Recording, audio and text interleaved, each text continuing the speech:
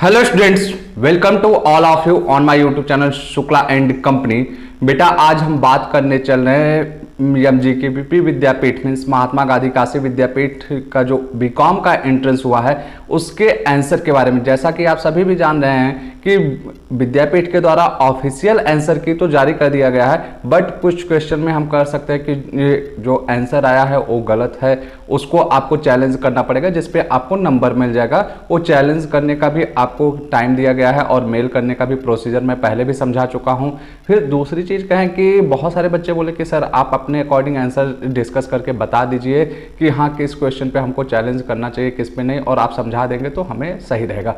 तो उसी के अकॉर्डिंग मैं क्या करने वाला हूँ कि आपके साथ जो आपका पेपर आया है विद्यापीठ का बीकॉम एंट्रेंस का उसको मैं डिस्कस करने चल रहा हूँ आपके साथ। ध्यान दीजिएगा कि जो आंसर मैं डिस्कस करूँगा आपको वो 2 वीडियो में करूँगा, एक वीडियो में मैं नहीं करने वाला हूँ, क्योंकि एक वीडियो में क्या होगा कि जल्दबाजी हो जाएगी और हम कहें कि वीडियो बहुत लंबा होगा और समझाने का जो टाइम चाहिए हमें उतना नहीं मिल पाएगा। तो इसलिए हम कहेंगे कि 2 वीडियो में करेंगे।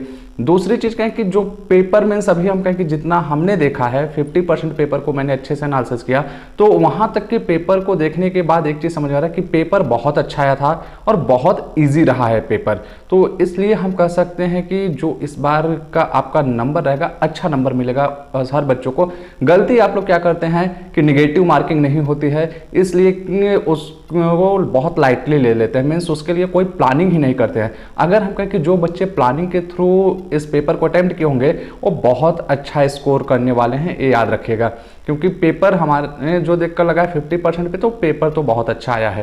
ठीक, तो खैर कोई बात नहीं, आने वाले समय में जो कट ऑफ का वीडियो है वो भी मैं जारी करने वाला हूँ। कट ऑफ का वीडियो मैं बोलूँ कि जैसा कि आपसे पहले बोले थे कि हम आज शाम को करेंगे, आज शाम को न करके कल मैं वो वीडियो देने वाला हूँ, क्योंकि अभी उस पर और एनालिसिस करना है और अच्छे से, ताकि हम कहें कि सटीक कट ऑफ मैं आपको बता सकूँ। BHU का रिजल्ट आ चुका है, बहुत से बच्चों का सिलेक्शन हो रहा है, बहुत से बच्चों का हो सकता है नहीं हो रहा, तो आपको निराश होने की आवश्यकता नहीं है, क्योंकि कहीं ना कहीं थोड़ा बहुत आपने लापरवाही किया होगा या कहीं आपकी तैयारी में कमी रह गई होगी, इसीलिए आपका सिलेक्शन हो सकता है नहीं हो रहा है। तो आप चाहें तो अगले साल फिर से BHU की तैयारी करके हम कहें कि आप फॉर्म भरिए, एडमिशन ले सकते हैं, क्योंकि बहुत से बच्चे ऐसे होते हैं कि जो दोबारा BHU में लेते हैं एडमिशन। और एक चीज़ ये भी ध्यान दीजिएगा, जितने भी बच्चों ने एंट्रेंस दिया था, अगर हम कहें कि आपको अफिलिएटेड कॉलेज BHU में मिल रहा है तब भी आप लीजिएगा, कहीं से भी किसी भी कॉलेज को छोड़िएगा मत, बिकॉज BHU की डिग्री बहुत ही इंपॉर्टेंट होती है बेटा, ये चीज़ आप लोग ध्यान रखिएगा। तो जहां भी मिले BHU में आप सभी जरूर एडमिशन लीजिएगा। तो चलते हैं, शुरुआत करते हैं हम आज का जो आंसर की डिस्कस करना है उसके बारे में। हर क्वेश्चन को 1 बाय 1 हम आपके साथ डिस्कस करते हैं। ओके, देखिएगा पहला क्वेश्चन जो आपका है, इस ध्यान दीजिएगा, जो पेपर है आपका 4 सेट में आया हुआ है। ठीक, तो जो हम कहें कि सेट डी का पेपर है उसको मैं डिस्कस करने जा रहा हूं। हो सकता है आपके पास कोई और सेट हो तो वहां पे जो क्वेश्चन का नंबरिंग है वो ऊपर नीचे हो सकता है। तो ये पेपर जो है विद्यापीठ बीकॉम एंट्रेंस का सेट डी है। ठीक, अगर पहले क्वेश्चन की हम बात करें तो paper money is made of, तो पेपर मनी किससे बनाया जाता है, तो ये पेपर से बनाया जाता है, ऑप्शन नंबर बी आपका करेक्ट है। फिर question number second, when less money in circulation in a country it is called money deflation, मुद्रा संकुचन, ऑप्शन नंबर सी करेक्ट है। फिर question number third, what is the exchange, तो अब ये कह रहा कि विनिमय किसे कहते हैं, तो यहाँ पे ध्यान दीजिएगा, ऑप्शन नंबर डी आपका करेक्ट है। All of the above means 2 ऐच्छिक लोग अगर अपने वस्तुओं का हस्तांतरण कर रहे हैं, या हम कहें कि जो आपका transfer of more essential goods from less essential goods, ये सारी चीजें जो हैं आपके क्या कहते हैं, एक्सचेंज के अंदर आती हैं, मीन्स विनिमय के अंदर आती हैं। ठीक, क्वेश्चन नंबर 4 देखिएगा, Which of the following is the function of money as a medium of exchange, तो ध्यान दीजिएगा मीडियम ऑफ एक्सचेंज के थ्रू अगर बात की जाए कि जो मनी का फंक्शन है तो मीन्स मुद्रा के कार्य, ये प्राइमरी फंक्शन के अंदर आता है। ठीक, चलते हैं नेक्स्ट देखिएगा, money is that which receives, अब पूछा है कि मुद्रा वह है जिसे प्राप्त होता क्या है कि legality, universal acceptability, flexibility, none of the, तो देखिए कि सर्वग्राह्यता मीन्स जिसको हर किसी के द्वारा स्वीकार किया जा सके, मुद्रा वही होती है। मीन्स कोई भी ऐसी वस्तु जो हर किसी के द्वारा एक्सेप्ट किया जाए, तो ऑप्शन नंबर बी आपका करेक्ट है, यूनिवर्सल एक्सेप्टेबिलिटी। ठीक, क्वेश्चन नंबर 6 चलते हैं, function of money are derived into. अब देखिए कि यहाँ पूछा गया कि मुद्रा का कौन कौन से कार्य होते हैं, तो मुद्रा के बेसिकली जो बोला जाए बेटा 4 वर्क्स होते हैं, कि कुछ लोग 2 पे है means primary and secondary function पे हो जाते हैं, लेकिन याद रखिएगा कि मुद्रा के 4 फंक्शंस होते हैं। ठीक, जैसे कि कहा जाए कि primary function, secondary function, agency function, फिर हम कहें कि आपका अदर फंक्शंस आते हैं। ठीक, तो जो बेसिकली बोला जाता है मनी का फंक्शन, तो ऑप्शन नंबर सी यहाँ पे करेक्ट होगा। ठीक, question number 7, bank rate is decided by which of the following.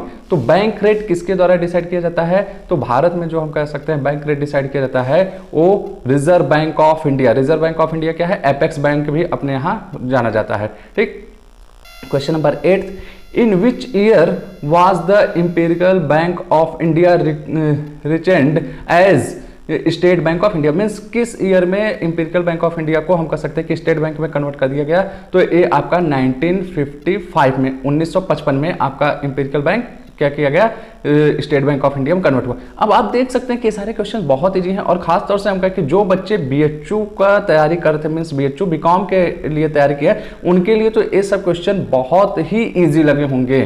ठीक, तो चलते हैं next question, question number 9, banking in India is control by, means Bharat में बैंकिंग की जो व्यवस्था होती है उसको किसको द्वारा कंट्रोल किया जाता है, तो रिजर्व बैंक ऑफ इंडिया। ठीक, चलते हैं क्वेश्चन नंबर 10 पे, which influential thought leader is known as the father of scientific management. तो साइंटिफिक मैनेजमेंट किसको जाना जाता है, तो Frederick W Taylor, means FW Taylor इनको बोला जाता है। ठीक, ऑप्शन नंबर बी आपका करेक्ट है। 11th पे चलते हैं, which of the following management function are closely related, कि मैनेजमेंट के फंक्शन की बात कर रहे हैं कि जो एक दूसरे से रिलेट कर रहे हैं, प्लानिंग एंड कंट्रोलिंग, ये दोनों हम कह सकते हैं कि एक दूसरे से बहुत ही क्लोज रिलेट करते हैं। ठीक, मीन्स पहले क्या करते हैं कि आप प्लान करते हैं, फिर उसी प्लान के अकॉर्डिंग आप क्या करते हैं, कंट्रोलिंग करते हैं। ठीक, तो ऑप्शन नंबर सी यहाँ पे करेक्ट है।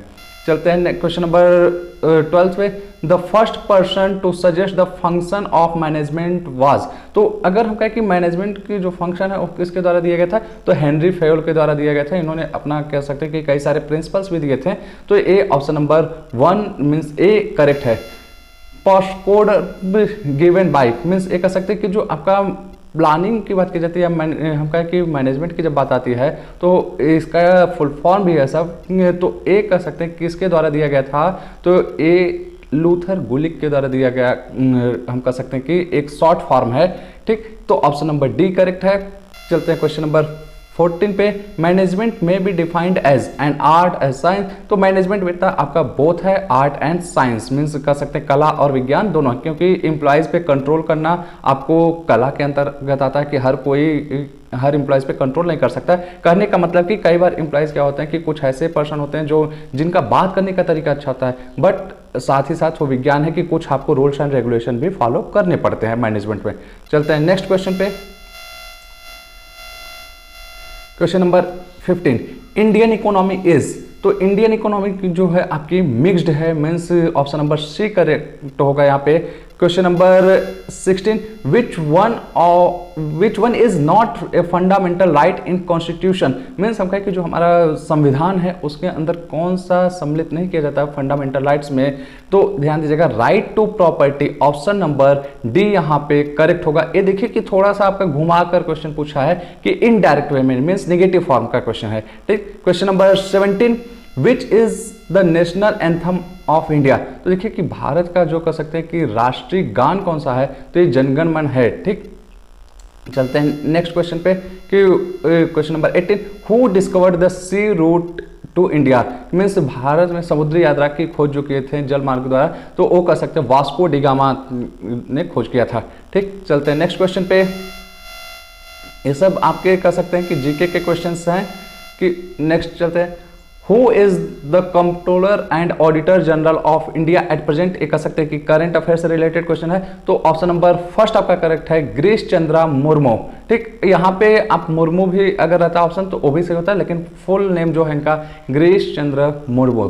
ठीक, चलते हैं क्वेश्चन नंबर 20 पे, whose signature is found on the 10th rupees note in India। तो 10 रुपए की नोट पे किसका सिग्नेचर होता है, जो आपके आरबीआई के गवर्नर होते हैं वो means governor of Reserve Bank of India. Option number D आपका करेक्ट होगा।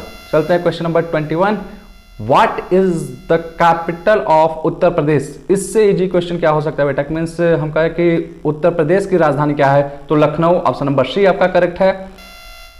Gandhi ji started the Dandi march for, तो गांधी जी जो डांडी मार्च किए थे एक किससे रिलेटेड था, ये हम कह सकते हैं कि जो आपका नमक पे कर लगाने के विरोध में किया गया था, तो that's means option number C आपका करेक्ट होगा। Protest against the imposition of salt tax, means नमक पे जो कर हुआ था। ठीक, चलते हैं next question, question number 23, in which year project tiger was launched in India. Means project tiger कह सकते हैं कि जो आपके टाइगर्स को बचाने का एक मुहिम था, इसको कब लॉन्च किया गया, 1973 में। ए ऑप्शन नंबर डी यहाँ पे करेक्ट होगा।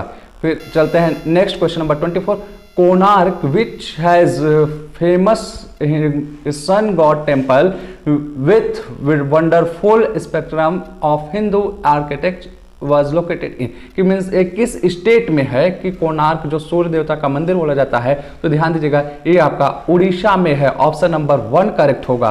ठीक, क्वेश्चन नंबर 25, ये देखिएगा आपका मैथ का क्वेश्चन है, और ये भी क्वेश्चन हम कह सकते हैं कि बहुत ही इजी है एक तरीके से। रीजनिंग का है कि नंबर्स आपको दिए हैं 7, 10, 8, 11, 9, 12 और नेक्स्ट नंबर आपसे पूछा गया, तो आप क्या कर सकते हैं कि नंबर के बीच का रिलेशन निकाल सकते हैं। तो 7 आप देखिए, फिर उसके बाद 10th को स्केप करके 8th देखिए, तो दोनों में डिफरेंस कितना है, 1 का इंक्रीमेंट हुआ। फिर 10th को आप देखिए एंड 11th को, 8th को स्केप कीजिए तो इंक्रीमेंट कितना हुआ, 1 का। तो इस तरीके से जब आप जाएंगे लास्ट में, तो 9th जब आप देखेंगे, 12th को स्किप करिए एंड जाइए, आप अगला नंबर जो मिलेगा 1 इंक्रीमेंट होगा तो 10th होगा। मीन्स ऑप्शन नंबर बी आपका करेक्ट होगा।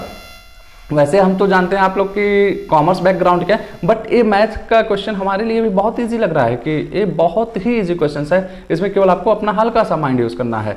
क्वेश्चन नंबर 25 ये भी कर सकते हैं, 53, फिर अगेन 40, 27 आपसे पूछा नेक्स्ट नंबर क्या होगा। अगर हम कहें कि 53 एंड 40 के बीच का डिफरेंस देखेंगे, तो जो आपको डिफरेंस दिखेगा वो 14 का दिखेगा, एंड 40 एंड 27 का डिफरेंस देखेंगे, वो अगेन आपको क्या है कि वही डिफरेंस दिखेगा 13 का। मीन्स 13 का डिफरेंस आपको दिख रहा है हर जगह। 53 में से आप क्या कर सकते हैं कि माइनस करते जाएंगे। तो इस तरीके से जब आप डिफरेंस देखेंगे जो 13 का है, तो अगर हम कहें 27 है, फिर आप माइनस कर दीजिए, उसको रिड्यूस कर दीजिए 13, तो जो आपका नेक्स्ट नंबर आएगा वो आएगा 14। मीन्स ऑप्शन नंबर बी आपका करेक्ट होगा 14। ठीक, चलते हैं नेक्स्ट क्वेश्चन पे। क्वेश्चन नंबर 27, यहाँ पे देखिए कि आपको दिया गया है नंबर 31, 29, 24, 22 एंड 17। उसी तरीके का क्वेश्चन फिर आपसे पूछा गया है कि अगला नंबर कौन सा होने वाला है। तो यहाँ पे ध्यान दीजिएगा, अगला नंबर जो आपका होगा बेटा वो कौन सा नंबर होगा, 15 होगा। ठीक, ये सेम उसी तरीके से क्वेश्चन है। ठीक, चलते हैं क्वेश्चन नंबर 28 पे। Which one of the following is not A prime number, तो प्राइम नंबर इसमें से कौन सा नहीं है, तो ध्यान दीजिएगा 91। मीन्स ऑप्शन नंबर डी आपका करेक्ट है। 29 आपका है कि 112 मल्टीप्लाइड बाई 5 पावर 4, इसको सॉल्व आप करेंगे तो आएगा आपका आंसर 70,000। ठीक, मीन्स ऑप्शन नंबर बी आपका करेक्ट है। Question number 30, the largest 4 digit number exactly divisible by 88, तो ऑप्शन नंबर ए करेक्ट होगा 9944। इसको आप अपने मोबाइल के कैलकुलेटर पे भी कर सकते हैं, बहुत ही इजीली डिवाइड हो जाएगा। तो ये आपका ऑप्शन नंबर ए करेक्ट होगा। बहुत से बच्चे ऑप्शन नंबर डी लगा दिए हैं, मीन्स 88 को देखते हैं, लेकिन अगर आप ध्यान से देखेंगे तो ऑप्शन नंबर ए आपका करेक्ट होगा यहाँ पे। ठीक, चलते हैं नेक्स्ट क्वेश्चन पे। Question number 31, the sum of first 5 prime number is, means प्रथम 5 जो आपके अभाज्य संख्या है उनका जो जोड़ की बात कर रहा है, तो वो आपका आएगा 28। ऑप्शन नंबर डी करेक्ट होगा। फिर क्वेश्चन नंबर 32 आपका है कि 107 multiplied by 107 divided by 93 multiplied by 93, तो इसको आप सॉल्व करेंगे तो आपका आएगा 20,098। Means option number C correct होगा। ये सब देखिए मैथ के क्वेश्चन है, बहुत ही ईजी हैं। फिर नेक्स्ट क्वेश्चन आपका 33, P is the mother of K, K is the sister of D, D is the father of J, how is P related to J। तो यहां हम कह सकते हैं कि रिलेशन से रिलेटेड क्वेश्चन पूछा गया कि संबंध आपको स्थापित करने का, तो ऑप्शन नंबर बी करेक्ट होगा, ग्रैंड मदर दादी। ठीक, चलते हैं क्वेश्चन नंबर 34 पे। A man walks 5 km towards south and then turns to right. After walking 3 km, he turns to left and walk 5 km. Now, in which direction he form the starting place? Means वो किस direction में है कि इस तरीके से अगर इसको आप हम कहें ड्रॉ करेंगे कॉपी पे भी तो बहुत ही आसानी से आपको समझ में आएगा।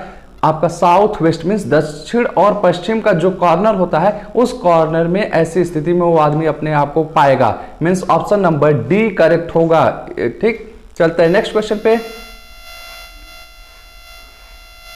Question number 35। देखिए इसको हमने मार्क किया है, इसको आप क्या कर सकते हैं कि चैलेंज कर सकते हैं, क्योंकि जो आपका आंसर दिया है ऑफिशियल आंसर की वहां पे गलत है। देखिए क्या दिया question, when a businessman purchases goods on cash what is to be said, means इसे क्या बोला जाएगा, ये आपका कैश परचेज होगा। इसका आंसर आपका आंसर की में गलत दिया है बेटा, तो इस क्वेश्चन को आप चैलेंज कर सकते हैं क्वेश्चन नंबर 35 सेट डी का।